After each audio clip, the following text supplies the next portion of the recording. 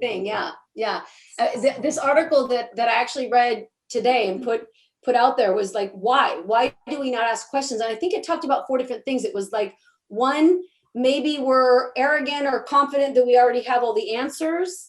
Yep. You know, maybe we're shy, you know, and it feels intrusive.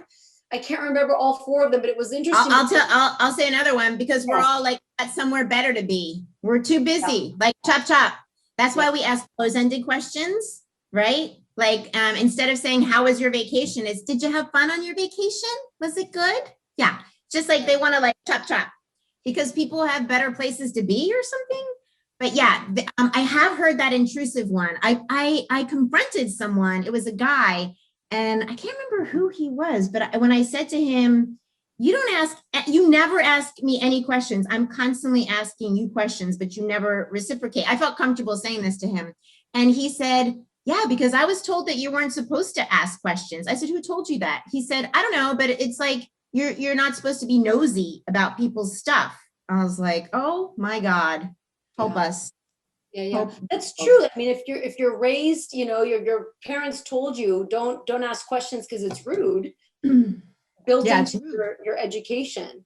Yeah. Some people were told it was rude. Yeah. And I think that you were onto something with, I think a really common one is that when people are listening, they're comparing their own lives and experiences, and they don't actually really think to ask about yours. They're waiting for you to be quiet so they can tell you about theirs, right? It's so true. In this conversation I was having yesterday, I was asking all the questions for like 30 minutes. And then I was like, okay, so it's her turn, right? And so I zipped it. I stopped asking questions, right? Just to see what would happen. It was crickets. Wow. Like super awkward, and she didn't know what to say. And I was like, oh man, this is a disaster. Right. Well, because it's an art. It's the art of conversation. And some people maybe haven't learned how to practice it. I remember a long time ago getting to know a guy. It was like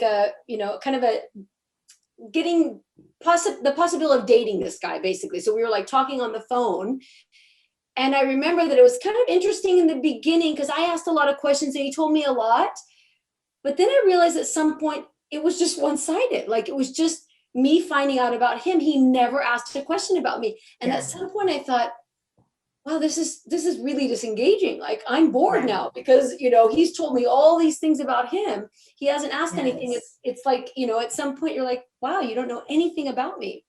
So it's mind-blowing. It's a turn off.